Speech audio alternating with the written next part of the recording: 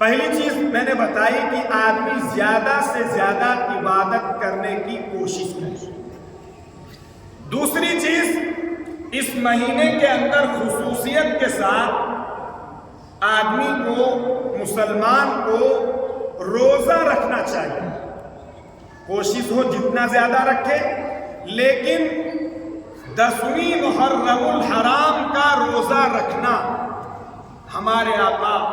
حضور اکرم صلی اللہ علیہ وسلم نے فرمایا کہ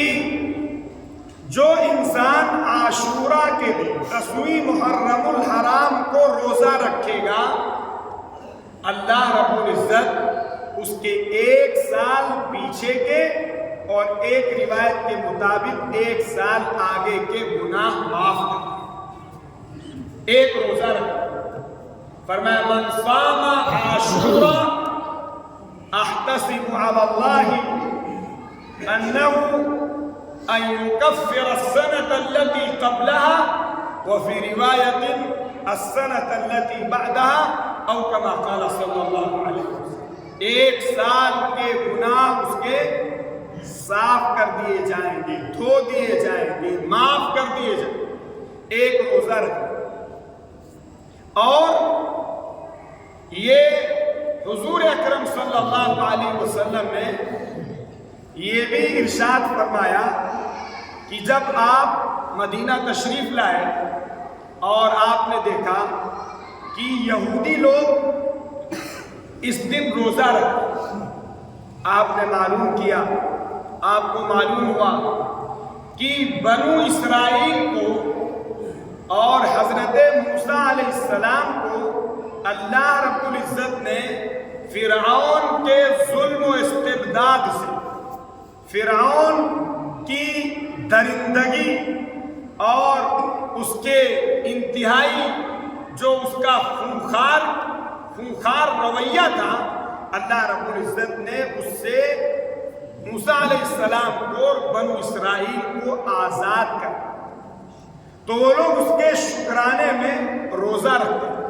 تو آپ صلی اللہ علیہ وسلم نے فرمایا کہ ہم زیادہ مستحق ہیں موسیٰ علیہ السلام کے اس خوشی میں شریک ہونے کے، لہذا آپ نے فرمایا کہ ہم روزہ رکھیں۔ لیکن اس وقت آپ نے ایک بات اور ارشاد فرمایا، روزہ رکھو اور یہود کی مخالفت کرو، جو انتہائی گندے، گھناؤنے، انسانیت کے دشمن اور اکالون السحت، حرام خور کہہ لیجیے، سماعون للکذب، اور انتہائی جھوٹے اور فراڈی، ان لوگوں کی مخالفت کرنے کے لیے آپ نے پوری امت کو تعلیم دی۔ کاہے میں یہ بہت سمجھنے کی چیز اور بہت سوچنے کی چیز۔ کاہے میں؟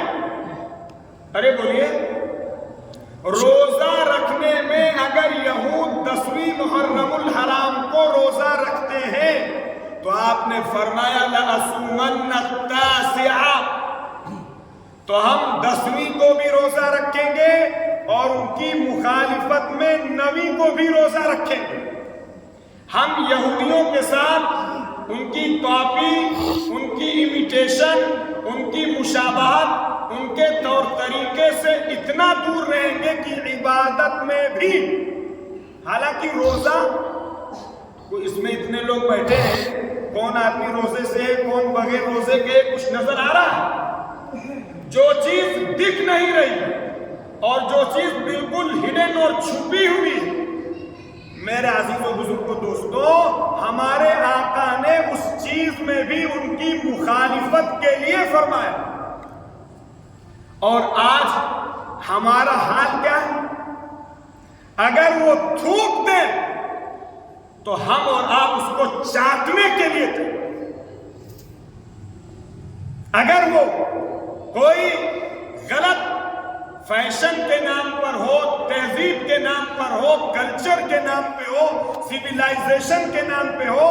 اور جو بھی طریقے آج پورے دور سارے نوجوانوں نے، سارے کا مطلب یہ ہے کہ مائنس میں آپ جائیں گے، مائنس میں آپ جائیں گے، پرسنٹیج میں بھی نہیں آئیں گے، پوری کمیونٹی غیروں کے طریقوں کو اختیار کرنے میں فخر محسوس کرے، ہماری ذلت کا، ہماری نکبت کا، ہمارے زوال کا، ہمارے گرنے کا، ہمارے بے حیثیت ہونے کا، ہمارے پھیلا اور جھاگ ہونے کا